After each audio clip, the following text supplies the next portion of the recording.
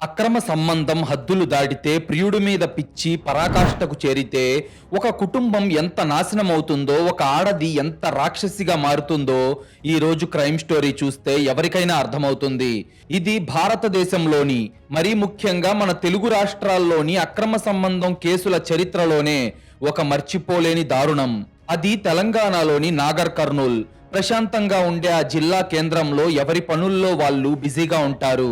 పచ్చని వాతావరణం, ఒకరికొకరు సహాయం చేసుకునే మనుషులు ఉండే ఆ ఊర్లో నేరాలు ఘోరాలు చాలా తక్కువ. ఆ ఊర్లోనే ఉండే సుధాకర్ రెడ్డి ఒక మంచి కాంట్రాక్టర్. ఎవరి అండా లేకుండా కేవలం తన రక్తాన్ని చెమటగా మార్చి రాత్రింబవళ్ళు కష్టపడి పైకొచ్చిన వ్యక్తి అతను. చేతి నిండా పనితో సుధాకర్ రెడ్డికి నలుగురిలో మంచి పేరుండేది. ఎవరైనా సహాయం అడిగితే కాదనకుండా చేసే మంచి మనసున్నవాడతను. ఆయన భార్య పేరు స్వాతిరెడ్డి. ఆమె స్థానికంగా ఒక ప్రైవేట్ హాస్పిటల్లో నర్సుగా పనిచేస్తుండేది. వీరికి 2 పిల్లలు. చూడటానికి చక్కగా ఎంతో హుషారుగా ఉండేవాళ్ళు. రోజు ఉదయాన్నే పిల్లలను స్కూల్కి రెడీ చేయటంలో తన భార్యకు సహాయం చేసి పిల్లలకు ముద్దు పెట్టి బయటకు వెళ్లడం సుధాకర్ రెడ్డికి డైలీ అలవాటు. తన భార్య ఉద్యోగం, ఆడుకునే పిల్లలతో ఆ ఇల్లు ఎప్పుడూ కలకల్లాడుతూ ఉండేది. సుధాకర్ రెడ్డి తన వృత్తిరీత్యా తరచూ వేరే ప్రాంతాలకు వెళ్తూ ఎండనక వాననక కష్టపడుతూ తన కుటుంబాన్ని, పిల్లల భవిష్యత్తును కంటికి రెప్పలా చూసుకుంటున్నాడు. రేయ్, నేను పడ్డ కష్టం నా పిల్లలు పడకూడదురా, నా పిల్లలకు ఎలాంటి లోటు రానివ్వను అని గర్వంగా తన ఫ్రెండ్స్తో చెప్పేవాడు. కానీ ఆ ఇంటి 4 గోడల మధ్య ఆ పచ్చని సంసారంలో ఒక భయంకరమైన కుట్ర రగులుతుందని, రక్తం పంచుకు పుట్టిన 2 పసిపిల్లలు త్వరలోనే దిక్కులేని అనాథలు కాబోతున్నారని ఆ ఊర్లో ఏ ఒక్కరూ కల్లో కూడా ఊహించలేదు. ఒకసారి మీరే ఈ ఫ్యామిలీని ఇమాజిన్ చేసుకోండి. భర్త కష్టపడుతున్నాడు, భార్య కూడా ఉద్యోగం చేస్తుంది, 2 ముత్యాల్లాంటి పిల్లలు. పైకి చూస్తే ఇదొక పర్ఫెక్ట్ మిడిల్ క్లాస్ ఫ్యామిలీలా అనిపిస్తుంది కదా. కానీ క్రైమ్ కథల్లో ఈ పర్ఫెక్షన్ అనేది ఒక భ్రమ మాత్రమే. ఆ 4 గోడల మధ్య పచ్చని సంసారం ఎలా నాశనమైందో చూసే ముందు మీరు గనుక ఇలాంటి క్రైమ్ స్టోరీస్ రోజు చూడాలి అనుకుంటే ఇప్పుడే ఈ వీడియోను లైక్ చేసి మన ఛానల్ను సబ్స్క్రైబ్ చేసుకోండి. మీరు చేసే చిన్న లైక్, ఒక సబ్స్క్రైబ్ మమ్మల్ని ఎంతో ఎంకరేజ్ చేసినట్టుగా ఉంటుంది. అలాగే మీరు ఈ వీడియోను ఎక్కడి నుండి చూస్తున్నారో ఇప్పటి వరకు కామెంట్ చేయకపోతే ప్లీజ్ కామెంట్ చేయండి. మా వీడియోలు ఎక్కడి దాకా రీచ్ అవుతున్నాయో తెలిస్తే మాకు చాలా బూస్టప్ ఇచ్చినట్టుంటుంది. అది 2017 నవంబర్ 27వ తేదీ. వాతావరణం బాగా చల్లబడి చీకటి పడటంతో అందరూ ఇళ్లల్లో టీవీలు చూసుకుంటూ భోజనాలు చేస్తూ ప్రశాంతంగా ఉన్న సమయం అది. అప్పుడే ఆ ప్రశాంతమైన వీధిలో నిశ్శబ్దాన్ని చీల్చుకుంటూ సుధాకర్ రెడ్డి ఇంటి నుంచి భయంకరమైన కేకలు వినిపించాయి. అయ్యో, చచ్చిపోతున్నాడు, ఎవరైనా రండి, నా మొగుడిని కాపాడండి, దేవుడా నా మొగుడు కాపాడండి, ఎవరో ఒకరు కాపాడండి అంటూ ప్రాణభయంతో పెడుతున్న అరుపులకు వీధిలో ఉన్న వాళ్ళంతా ఉలిక్కిపడ్డారు. స్వాతిరెడ్డి గుండెలు బాదుకుంటూ కన్నీరు మున్నీరుగా ఏడుస్తూ బట్టలు చింపుకొని బయటకు పరిగెత్తుకుంటూ వచ్చింది. చుట్టుపక్కల వాళ్ళంతా ఏమైందమ్మా స్వాతి, ఏమైంది, ఎందుకలా అరుస్తున్నావు అని కంగారుగా స్వాతి ఇంటికి పరిగెత్తుకుంటూ వెళ్లారు. ఇంట్లోని హాల్లో నేల మీద సుధాకర్ రెడ్డి రక్తపు మడుగులో పడి ఉన్నాడు. ఆ దృశ్యం చూసి ఆ వీధి జనమంతా వణికిపోయారు. రోజూ తమను నవ్వుతూ పలకరించి మంచి చెడుల్లో సహాయంగా ఉండే సుధాకర్ రెడ్డి ముఖం గుర్తుపట్టలేనంతగా కాలిపోయి, చర్మం కరిగిపోయి మాంసపు ముద్దలా మారిపోయి ఉన్నాడు. తీవ్రమైన గాయాలతో మంటల వేడికి గొంతులో నుంచి మాట రాక కిందపడి గిలగిలా కొట్టుకుంటున్నాడు. ఆ దృశ్యం చూసిన వాళ్ళందరికీ గుండెలు పగిలిపోయాయి. ఎవరో గుర్తు తెలియని వ్యక్తులు అర్ధరాత్రి ఇంట్లోకి చొరబడి నా భర్తపై పెట్రోల్ పోసి నిప్పంటించారు. ఆ తర్వాత ముఖంపై యాసిడ్ పోసి పారిపోయారు. దేవుడా, ఎవరో ఒకరు నా భర్తను కాపాడండి, నా పసుపు తాడు తెగిపోకుండా చూడండి అంటూ స్వాతి రోడ్డు మీద పడి పిచ్చిదానిలా ఏడుస్తుంది. క్షణాల్లోనే ఆ వార్త ఊరంతా పాకింది. సమాచారం అందుకున్న సుధాకర్ రెడ్డి తల్లిదండ్రులు, తమ్ముడు పరుగున అక్కడికి చేరుకున్నారు. కన్న కొడుకు ఆ పరిస్థితిలో ప్రాణాల కోసం కొట్టుమిట్టాడుతుండడం చూసి ఆ తల్లిదండ్రులు తట్టుకోలేక కుప్పకూలిపోయారు. ఏం పాపం చేశాడురా నా కొడుకు, వీడికి ఇలాంటి గతి పట్టించిన వాళ్ళకి చేతులు ఎలా వచ్చాయిరా అంటూ ఆ తల్లి నెత్తి బాదుకుంది. కనీసం తమ కొడుకు ముఖం కూడా చూసే వీలు లేకుండా పూర్తిగా కాలిపోయి కళ్ళు కూడా తెరవలేని స్థితిలో భయంకరంగా మారిపోయింది. ఇక ఏమాత్రం ఆలస్యం చేయకుండా ఇక్కడైతే లాభం లేదని మెరుగైన వైద్యం కోసం రాత్రికి రాత్రే అంబులెన్స్ మాట్లాడుకొని హైదరాబాద్ లోని అపోలో ఆసుపత్రి ఎమర్జెన్సీ వార్డుకు తరలించారు. డాక్టర్లు హుటాహుటిన సుధాకర్ రెడ్డికి చికిత్స ప్రారంభించారు. ముఖం, గొంతు భాగం పూర్తిగా కాలిపోయాయి. మాట్లాడడానికి ఏమాత్రం కుదరదు. ఇన్ఫెక్షన్ సోకే ప్రమాదం చాలా ఎక్కువగా ఉంది. పరిస్థితి ఇంత తీవ్రంగా ఉంది కాబట్టి ఎవరిని దగ్గరకు అనుమతించం.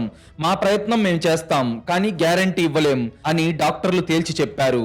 ప్లాస్టిక్ సర్జరీ చేస్తే తప్ప ముఖం మామూలు స్థితికి రాదని, దానికి లక్షల్లో ఖర్చు అవుతుందని డాక్టర్లు చెప్పగానే సుధాకర్ రెడ్డి తండ్రి డాక్టర్ల కాళ్ళు పట్టుకొని కన్నీళ్లు పెట్టుకుంటూ, ఎలాగైనా నా కొడుకు ప్రాణాలు కాపాడండి సార్, మా ఆస్తి మొత్తం అమ్మైనా సరే ఆ ఖర్చు నేను భరిస్తాను, నా కొడుకు ముఖాన్ని మళ్ళీ పాత ముఖంలా తీసుకురండి సార్, వాడు బతికితే చాలు సార్ మాకు అని దండం పెట్టి వేడుకున్నాడు.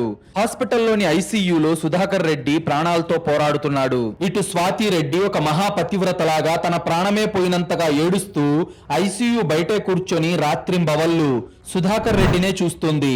కాలిపోయిన గాయాలతో ఉన్న భర్తకు తన చేతులతోనే మందులు వేస్తూ, ఎవరైనా బంధువులు పలకరించడానికి వచ్చినా ప్లీజ్ ఆయనకు ఇన్ఫెక్షన్ వస్తుంది, మీరు దూరంగా ఉండండి అని వాళ్ళని దగ్గరకు కూడా రానివ్వకుండా కంటికి రెప్పలాగా తన భర్తను కాపాడుకుంటుంది.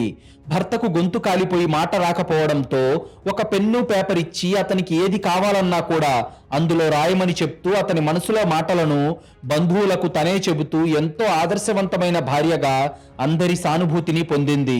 డాక్టర్ గారు, నా ప్రాణాలు పోయినా పర్లేదు, నా భర్త ప్రాణాలు కాపాడండి, ఎంత ఖర్చైనా పర్వాలేదు, ప్లాస్టిక్ సర్జరీ చేసి నా భర్తను బతికించండి అని స్వాతి డాక్టర్లను కాళ్ళా వేళ్లా పడి ప్రాధేయపడుతుంది.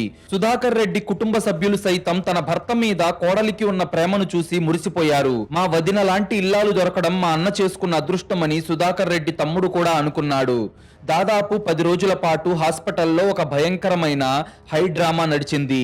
సుధాకర్ రెడ్డి మీద యాసిడ్ పోసిన ఆ దుండగులు ఎవరు అని పట్టుకోవడానికి పోలీసులు ఒకవైపు దర్యాప్తు చేస్తున్నారు. సుధాకర్ రెడ్డి మీద కానీ వాళ్ళ కుటుంబం మీద కానీ ఎవరికైనా పాత కక్షలు ఏమైనా ఉన్నాయా అని సీసీటీవీ ఫుటేజ్లు జల్లెడ పడుతున్నారు.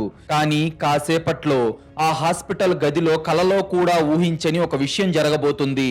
అప్పుడే ఆ దేవుడు ఒక చిన్న సంఘటన రూపంలో ఆ భయంకరమైన మిస్టరీని బద్దలయ్యేలా చేయబోతున్నాడు. కర్మ ఎవరిని వదిలిపెట్టదు అనడానికి ఆ సంఘటనే ఒక సాక్ష్యంగా మారబోతుంది. ఇప్పటిదాకా హాస్పిటల్లో జరిగిందంతా వింటే నిజంగా మీకు కూడా స్వాతి మీద జాలేస్తుంది కదా.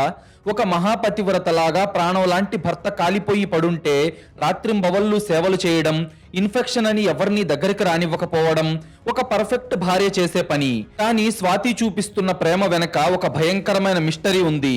ఈ మొత్తం కథని తలకిందులు చేసిన ఒక్క చిన్న సంఘటన ఏంటో ఇప్పుడు చూద్దాం. సుధాకర్ రెడ్డికి నెమ్మదిగా గాయాలు తగ్గుముఖం పడుతున్నాయి. తినే వస్తువులు కాకుండా కేవలం తాగే వస్తువులు అంటే జ్యూసులు, సూప్స్ మాత్రమే ఇవ్వాలని డాక్టర్లు సూచించారు. కన్న కొడుకు త్వరగా కోలుకోవాలని ఆ తల్లి తన చేతులతో ఇంట్లో ఎంతో ప్రేమగా మటన్ సూప్ తయారు చేసి బాక్స్ లో పెట్టుకొని హాస్పిటల్ కు తీసుకొచ్చింది. సుధాకర్ రెడ్డికి మటన్ అంటే ప్రాణం. రోజు ఏదో ఒక పూట కనీసం కొద్దిగా అయినా మటన్ లేనిదే అతనికి ముద్ద దిగదు. అలాంటిది కాలిపోయిన గాయాలకు మటన్ సూప్ తాగితే నరాలు గట్టిపడి త్వరగా మానుతాయని ఆ తల్లికి ఆశ కలిగింది. హాస్పిటల్ గదిలో మంచం మీద ఉన్న తన కొడుకు దగ్గరికి వెళ్లి, బాబు సుధాకర్, నీకెంతో ఇష్టమైన మటన్ సూప్ తీసుకొచ్చాన్రా, కొంచెం తాగు నాన్న, నీకు ఓపిక వస్తుంది, నా చేతులతో తాగిపిస్తాన్రా అని ఆ గిన్నె మూత తీసి అతని పెదాల దగ్గరికి తీసుకెళ్ళింది. ఒక్కసారిగా ఆ రూమ్ అంతా మటన్ వాసన గొప్పుమనింది. కానీ బెడ్ మీద ఉన్న వ్యక్తి ఒక్కసారిగా ఉలిక్కిపడి ఆ మటన్ సూప్ వాసన తగలగానే మొహం అసహ్యంగా పక్కకు తిప్పుకొని నాకు వద్దు అన్నట్టు కంగారుగా చేతులతోనే సైగ చేశాడు. అది చూసి ఆ తల్లికి ఏమీ అర్థం కాలేదు. నా కొడుకు మటన్ వద్దంటమేంటి అని ఆశ్చర్యపోయింది. జబ్బు వల్ల నోరు చేదుగా ఉందేమో అనుకొని కనీసం ఒక్క స్పూన్ అయినా తాగునాన్న, మందు బిల్లలా మింగేయ్ అని బతిమాలింది. కానీ అతను చాలా కోపంగా ఆ గిన్నెను పక్కకు నెట్టేసి వెంటనే పక్కనే ఉన్న పెన్ను, పేపర్ తీసుకొని గబగబా ఏదో రాసి ఆమె చేతిలో పెట్టాడు. అందులో ఏమి రాసుందంటే, నేను ప్యూర్ వెజిటేరియన్, మాంసం తిన్ను, ఆ వాసన నాకు అస్సలు పడదు, నాకు అసలు ఆ సూపే వద్దు అని రాసి చూపించాడు. ఆ మాట చదవగానే ఆ తల్లి కాళ్ల కింద భూమి ఒక్కసారిగా బద్దలైపోయినంత పనయ్యింది. 30 ఏళ్లుగా తన కళ్ళ ముందే పెరిగిన తన కన్న కొడుకు నాన్ వెజ్ అంటే ఎంతో ఇష్టంగా తినేవాడు. ఒక్క మాటలో చెప్పాలంటే ముక్కలేనిదే అతనికి ముద్ద దిగదు. అయితే సడన్ గా తాను ప్యూర్ వెజిటేరియన్ అని రాసివ్వడం ఏంటి? ఒక మనిషికి గాయాలైనంత మాత్రాన ఇష్టాలు కూడా మారిపోతాయా అని ఆ క్షణంలో ఆ తల్లి మనసులో, అలాగే పక్కనే నిలబడి ఇదంతా గమనిస్తున్న సుధాకర్ రెడ్డి తమ్ముడి మనసులో కూడా ఒక భయంకరమైన సందేహం కలిగింది. వారం రోజులుగా వాళ్ళు గమనిస్తున్న చిన్న చిన్న విషయాలన్నీ ఒక్కసారిగా వాళ్ళ కళ్ళ ముందు ఒక సినిమా రీల్లా తిరిగాయి. వాష్రూమ్ కి వెళ్లేటప్పుడు బెడ్ మీద సుధాకర్ రెడ్డిలా ఉన్న వ్యక్తి నడుస్తున్న తీరు సుధాకర్ రెడ్డి నడకకి అస్సలు మ్యాచ్ కావడం లేదు. అతని ఎత్తులో కూడా కొంచెం తేడా స్పష్టంగా కనిపిస్తుంది. సుధాకర్ రెడ్డి వాడే చెప్పుల సైజుకి మంచం మీద ఉన్న వ్యక్తి కాళ్ల సైజుకి అసలు సంబంధమే లేదు. ఎవరైనా బంధువులు వస్తే కనీసం గుర్తుపట్టినట్లుగా కళ్ళల్లో ఎలాంటి ఎక్స్ప్రెషన్ కనిపించట్లేదు. ఏదో పరాయి వాళ్లను చూస్తున్నట్టు కళ్ళు తిప్పుకుంటున్నాడు. అన్నిటికీ మించి సుధాకర్ రెడ్డి తమ్ముడికి ఇంకొక అతిపెద్ద లాజికల్ డౌట్ వచ్చింది. అదేంటంటే తన భర్త మీద ఎవరో పెట్రోల్ పోసి యాసిడ్ పోసి చంపడానికి ప్రయత్నించారని ఆ రోజు రోడ్డు మీద బట్టలు చింపుకొని అంతలా ఏడ్చిన తన వదిన స్వాతిరెడ్డి ఇప్పటి వరకు పోలీసుల దగ్గరికి వెళ్లి స్వయంగా ఎందుకు కంప్లైంట్ చేయలేదు? అసలు పోలీసుల ఎంక్వైరీకి ఎందుకు సహకరించడం లేదు? పోలీసులు వచ్చి ఏవైనా ప్రశ్నలు అడిగితే ప్రతిసారి ఏదో ఒక వంక చెప్పి ఎంక్వైరీని ఎందుకు దాటేస్తుంది? హాస్పిటల్లో కూడా తనను తన తల్లిదండ్రులను మంచం మీద ఉన్న వ్యక్తికి దూరంగా ఉంచుతూ తనే దగ్గరుండి పెన్ను పేపర్ ఇచ్చి ఏదైనా నాటకం ఆడుతుందా అన్న అనుమానం సుధాకర్ రెడ్డి తమ్ముడి మెదడును ఉక్కిరిబిక్కిరి చేసింది. ఇన్ని అనుమానాలు బుర్రలో తిరుగుతూ ఉన్న ఆ సమయంలో అప్పటిదాకా జరిగిన ప్రతి విషయం సుధాకర్ రెడ్డి తమ్ముడికి తేడాగానే అనిపించింది. దాంతో ఒక్క క్షణం కూడా ఆలోచించకుండా సుధాకర్ రెడ్డి తమ్ముడు వెంటనే హాస్పిటల్ నుండి బయటకొచ్చి నేరుగా పోలీస్ స్టేషన్ కి వెళ్ళాడు. అక్కడికి వెళ్లి పోలీసులతో, సార్, హాస్పిటల్లో కాలిన గాయాలతో ఉన్నది మా అన్న సుధాకర్ రెడ్డి కాదని నాకు మా అమ్మా నాన్నకు బాగా అనుమానంగా ఉంది సార్. మా అన్న ఆహారపు అలవాట్లు వేరు, ఇప్పుడు మంచం మీద ఉన్న వాడి ఆహారపు అలవాట్లు వేరు. చిన్నప్పటి నుంచి మాతో కలిసి పెరిగిన మా అన్న ఏం తింటాడో ఏం తినడో మాకు తెలీదా సార్? ఆ హాస్పిటల్ మంచం మీద ఉన్న వ్యక్తి చేసే పనులన్నీ కొంచెం వింతగా ఉన్నాయి. దయచేసి మీరు వెంటనే వచ్చి అసలు నిజమేంటో తేల్చండి సార్ అని కంప్లైంట్ రాసిచ్చాడు. సుధాకర్ రెడ్డి తమ్ముడు చెప్పింది విని పోలీసులు సైతం ఒక్కసారిగా షాక్ అయిపోయారు. అదేంటి, ఒక భార్య తన భర్తకి దగ్గరుండి 10 రోజులుగా లక్షల రూపాయలు ఖర్చు పెట్టి వైద్యం చేయిస్తుంటే అతని కోసం కన్నీరు మున్నీరుగా ఏడుస్తుంటే అతను సుధాకర్ రెడ్డి కాకపోవడం ఏంటి అని పోలీసులకి మైండ్ బ్లాక్ అయ్యింది. ఒకవేళ మంచం మీద ఉన్నది సుధాకర్ రెడ్డి కాకపోతే ఇది ఎంత పెద్ద నేరమో వాళ్లకు తెలుసు. కానీ అనుమానం వచ్చాక వదిలిపెట్టకూడదు అని చెప్పి గుట్టు చప్పుడు కాకుండా మఫ్తీలో పోలీసులు హాస్పిటల్ కి చేరుకున్నారు. స్వాతిని డాక్టర్ పిలుస్తున్నాడని ఏదో నెపంతో బయటకు పంపించి మంచం మీద ఉన్న ఆ వ్యక్తి వేలిముద్రలను అత్యంత రహస్యంగా పోలీసులు సేకరించారు. ఆ వేలిముద్రలను తీసుకెళ్లి ఆధార్ ఏజెన్సీ మరియు ప్రభుత్వ బయోమెట్రిక్ రికార్డుల్లో ఉన్న సుధాకర్ రెడ్డి ఒరిజినల్ వేలిముద్రల డేటాతో స్కాన్ చేసి చూశారు. కంప్యూటర్ స్క్రీన్ మీద ఆ 2 వేలిముద్రలు ప్రాసెస్ అవుతున్నాయి. మ్యాచింగ్ ఇన్ ప్రోగ్రెస్ అని స్క్రీన్ మీద పడుతుంది.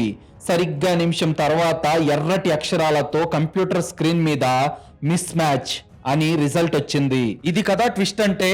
హాస్పిటల్లో 10 రోజులుగా లక్షల రూపాయల డబ్బులు ఖర్చు పెట్టి ఆ తల్లిదండ్రులు ట్రీట్మెంట్ ఇప్పిస్తున్నది వాళ్ళ కన్న కొడుక్కి కాదా? ఫింగర్ ప్రింట్స్ మిస్ మ్యాచ్ అయ్యాయి అంటే ఆ బెడ్ మీద ఉన్నది ఎవడు? పోలీసుల ఇంట్రాగేషన్ లో రివీల్ అయ్యే ఆ నిజం వింటే మన మైండ్ బ్లాక్ అయిపోవడం ఖాయం. ఆ బెడ్ మీద ఉన్నది సుధాకర్ రెడ్డి కాకపోతే అసలు వాడెవడు? వాడి ముఖం మీద యాసిడ్ ఎందుకు పోశారు? వాడిని సుధాకర్ రెడ్డిగా నమ్మించాల్సిన అవసరం స్వాతికి ఎందుకు వచ్చింది? వీటన్నింటికి మించి అసలు ఒరిజినల్ సుధాకర్ రెడ్డి ఎక్కడున్నాడు? అతను బతికున్నాడా లేదంటే చనిపోయాడా? ఈ కథలో అసలు హంతకుడెవరు? పోలీస్ అధికారుల గుండెల్లో రైళ్లు పరిగెత్తించిన ఈ ప్రశ్నలకు సమాధానాలు తెలుసుకునే ముందు మీలో చాలా మంది మన వీడియోలు చూస్తున్నారు కానీ వీడియోను లైక్ చేయడం లేదు, మన ఛానల్ను సబ్స్క్రైబ్ చేసుకోవడం లేదు. ప్లీజ్ మీరు చేసే చిన్న లైక్, ఒక సబ్స్క్రైబ్ మమ్మల్ని ఎంతో ఎంకరేజ్ చేసినట్టుగా ఉంటుంది.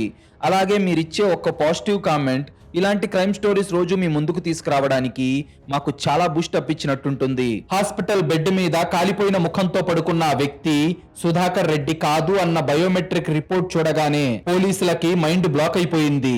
ఒక పక్క హాస్పిటల్ బయట సుధాకర్ రెడ్డి తల్లిదండ్రులేమో తమ కొడుకు కోలుకోవాలి అని దేవుడికి దండాలు పెట్టుకుంటున్నారు.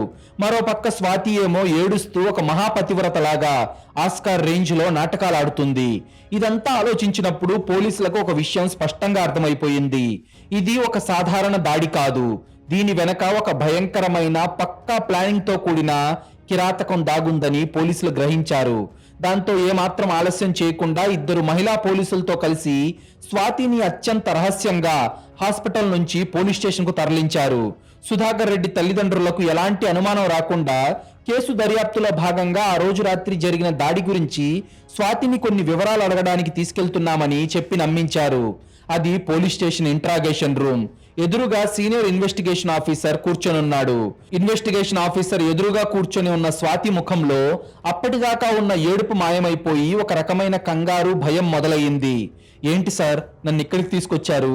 నా భర్త ప్రాణాపాయ స్థితిలో ఉన్నాడని తెలుసు కదా సార్, నేను అక్కడికి వెళ్ళాలి, నన్ను వదిలేయండి సార్, ఇప్పుడు దయచేసి నన్ను ఇబ్బంది పెట్టకండి అని మళ్ళీ కన్నీళ్లు పెట్టుకోవడం మొదలుపెట్టింది. పోలీస్ ఆఫీసర్ ప్రశాంతంగా ఆమె వైపు చూసి చేతిలో ఉన్న లాఠీతో టేబుల్ మీద కొడుతూ, హాస్పిటల్లో ఉన్నది నీ భర్త సుధాకర్ రెడ్డి కాదు కదా స్వాతి, మరి వాడెవడు అని నేరుగా పాయింట్కి వచ్చాడు.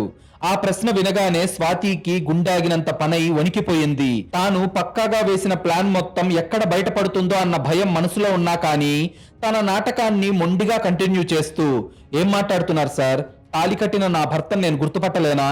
ఆ రౌడీలు పోసిన యాసిడ్ వల్ల ముఖం కాలిపోయి అలా ఉన్నాడు, కానీ ఆయన నా భర్తే సార్. అయినా నాకు రాని అనుమానం మీకెందుకు వచ్చింది సార్? నా మీదెందుకు అనుమానం పడుతున్నారు అని వాదించింది. అప్పుడు ఆ ఇన్వెస్టిగేషన్ ఆఫీసర్ టేబుల్ మీద ఆ హాస్పిటల్ బెడ్ మీద ఉన్న వ్యక్తి యొక్క బయోమెట్రిక్ ఫింగర్ ప్రింట్ రిపోర్ట్ ను విసిరి, ఇదిగో రిపోర్ట్, చదువుకో. సుధాకర్ రెడ్డి వేలిముద్రలకి హాస్పిటల్లో ఉన్న వాడి వేలిముద్రలకి ఎలాంటి సంబంధం లేదు. ఇప్పుడైనా నిజం చెప్తావా, లేదంటే లేడీ కానిస్టేబుళ్లతో 3rd డిగ్రీ మొదలు పెట్టించమంటావా? అసలు హాస్పిటల్లో ఉన్నవాడెవడు? మటన్ సూప్ కూడా తాగని ఈ ప్యూర్ వెజిటేరియన్ గాన్ని ఎందుకు తీసుకొచ్చావు? అసలు సుధాకర్ రెడ్డి ఎక్కడున్నాడో చెప్పవే అని గట్టిగా అరిచాడు. కానీ స్వాతి మాత్రం నోరు తెరవలేదు. అప్పుడు ఆడ కానిస్టేబుల్ 4 తగిలించేసరికి తన ప్లాన్ మొత్తం లీక్ అయిపోయిందని, తనకి వ్యతిరేకంగా ఆధారాలు పక్కాగా ఉన్నాయని అర్థం చేసుకున్న స్వాతి అక్కడికక్కడే కుప్పకూలిపోయింది.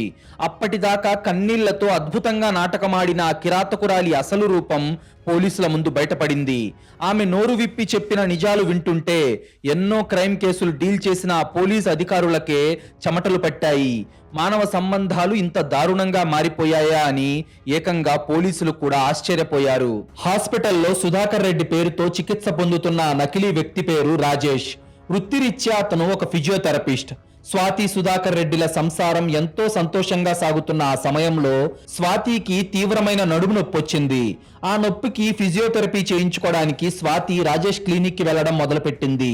సుధాకర్ రెడ్డి కాంట్రాక్ట్ పనుల మీద ఎప్పుడూ టూర్లలో ఉండటం, రాత్రింబవళ్లు కష్టపడుతూ ఉండటంతో భార్యకు సరైన సమయం కేటాయించలేకపోయేవాడు.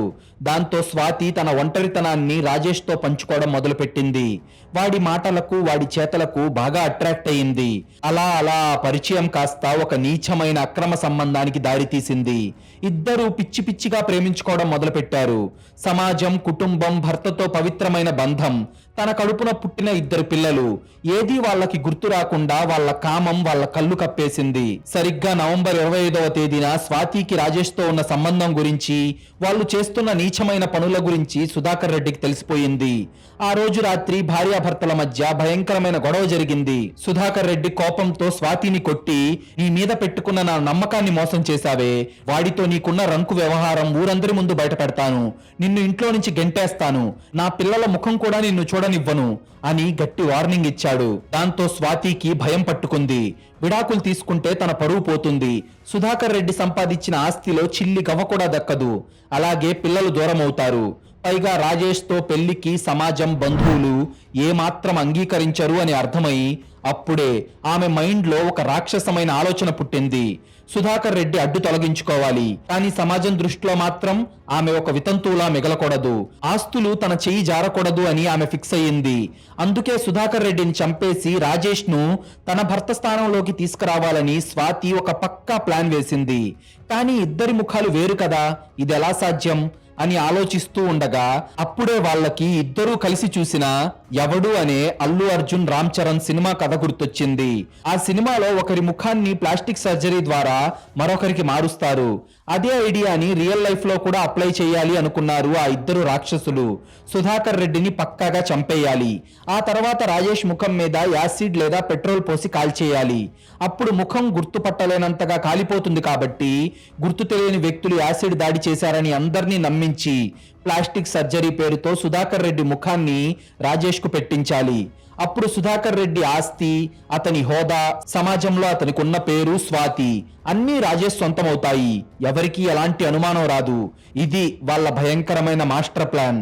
కానీ ఇక్కడే రాజేష్ ఎంత మూర్ఖుడో ఒక్కసారి మనం ఆలోచించాలి. ఒక మగాడు తన ప్రియురాలి కోసం, కోట్ల ఆస్తి కోసం ఏకంగా తన సొంత ముఖాన్ని కాల్చుకోవడానికి కూడా వెనకాడలేదంటే వాళ్ళ బంధం ఎంత మూర్ఖత్వంతో ఉందో అర్థం చేసుకోవచ్చు. ఒక సినిమా స్టోరీ చూసి ఇన్స్పైర్ అయ్యి ఏకంగా సొంత భర్తనే లేపేద్దామని ప్లాన్ చేయడం, పైగా కోట్ల ఆస్తి కోసం ఒకడు తన సొంత ముఖాన్ని యాసిడ్ తో కాల్చుకోవడానికి రెడీ అవ్వడం పక్కా సైకోలు వేసే స్కెచ్ ఇది.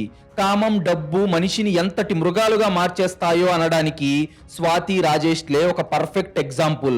ఈ నీచులిద్దరూ తమ సైకో ప్లాన్ ఎంత కిరాతకంగా ఎగ్జిక్యూట్ చేశారో వింటే రక్తం ఉడికిపోతుంది కదా. అది నవంబర్ 26 రాత్రి. సుధాకర్ రెడ్డి తన పని ముగించుకొని బాగా అలసిపోయి ఇంటికొచ్చాడు. స్వాతి అసలు ఏ గొడవ జరగనట్లుగా, గొడవంతా మర్చిపోయినట్లుగా ఎంతో ప్రేమగా భర్తకు భోజనం పెట్టింది.